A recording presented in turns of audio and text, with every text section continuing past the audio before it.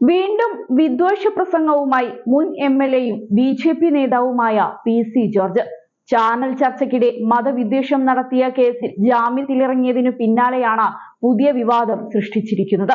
Love ജിഹാദിലൂടെ Meenachil താലൂക്കിൽ മാത്രം 400ഓളം പെൺകുട്ടികളെ നഷ്ടമായെന്നാണ് പി.സി. ജോർജിന്റെ പുതിയ ആരോപണം.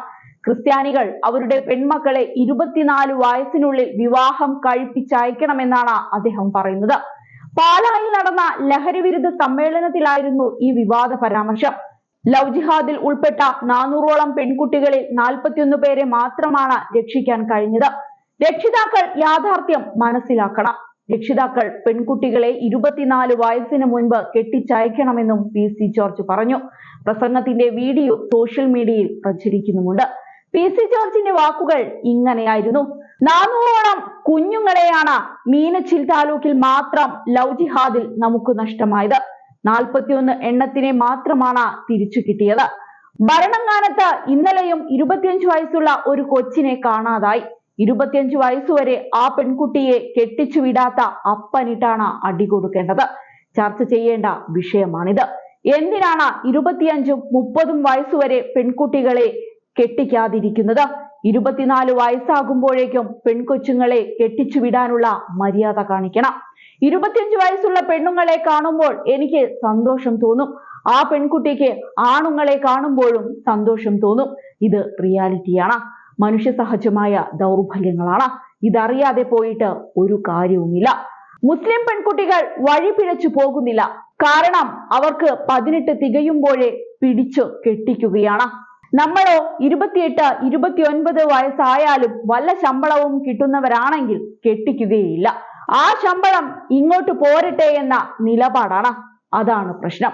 അതുകൊണ്ട് ക്രിസ്ത്യാനികൾ നിർബന്ധമായും 24 വയസ്സിനകം പെൺകുട്ടികളെ കല്യാണം കഴിപ്പിക്കണം. അത് കഴിഞ്ഞ് പഠിച്ചോട്ടെ. ഇക്കാര്യം ക്രൈസ്തവ സമൂഹം ശ്രദ്ധിക്കണം. നർക്കോട്ടിക് ജിഹാദിനെതിരെയും ലവ് ജിഹാദിനെതിരെയും ഒരുമിച്ച് നീങ്ങണം. ഇതിന് ഹൈന്ദവ സഹോദരങ്ങളെ കൂടെ കൂട്ടണമെന്നും അതല്ലാതെ രാജ്യത്ത് രക്ഷയില്ലെന്നുമാണ് പി.സി. ജോർജിന്റെ വാദം.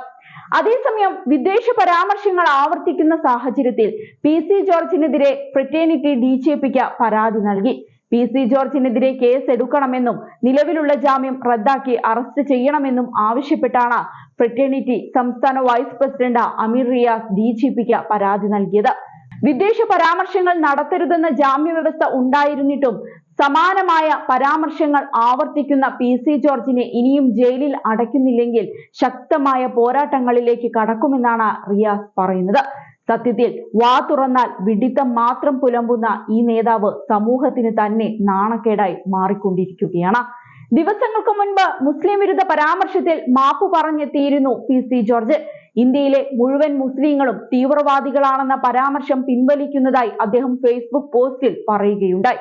വേദനിക്കപ്പെട്ട മുസ്ലിം സഹോദരങ്ങളോട് ക്ഷമ ചോദിക്കുന്നുവെന്നാണ് പി.സി. ജോർജ് പറഞ്ഞത്. ജനം TV ചർച്ചയിൽ പങ്കെടുത്തായിരുന്നു പി.സി. ജോർജ് വിദ്വേഷ പരാമർശം നടത്തിയത്. മുസ്ലിങ്ങളെല്ലാം തീവ്രവാദികളാണ്. തീവ്രവാദിയല്ലാത്ത ഒരു മുസ്ലിം പോലുമില്ല. മുസ്ലിമായി ജനിച്ചാൽ അവൻ തീവ്രവാദിയായിരിക്കും. ഇന്ത്യ പാകിസ്ഥാൻ ക്രിക്കറ്റ് മത്സരം നടക്കുമ്പോൾ പാകിസ്ഥാന് വേണ്ടി കൈയടിക്കുന്നവരാണ് മുസ്ലിങ്ങൾ.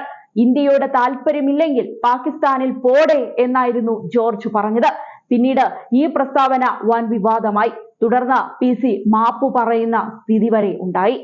ഇന്ത്യ മഹാരാജ്യത്തെ മുഴുവൻ മുസ്ലിം മതവിശ്വാസികളും തീവ്രവാദികളാണെന്ന പ്രസ്താവന ഞാൻ നിരുപാധികം പിൻവലിക്കുന്നു. അതോടൊപ്പം അതുമൂലം വേദനിക്കപ്പെട്ട മുസ്ലിം സഹോദരങ്ങളോട് ക്ഷമ ചോദിക്കുന്നു. എന്നാൽ തീവ്ര ചിന്താഗതിയുള്ള ഒരു ചെറിയ ശതമാനം ആളുകൾ അവർക്കിടയിൽ ഉണ്ടെന്ന് എനിക്ക് വ്യക്തമായിട്ടറിയാം.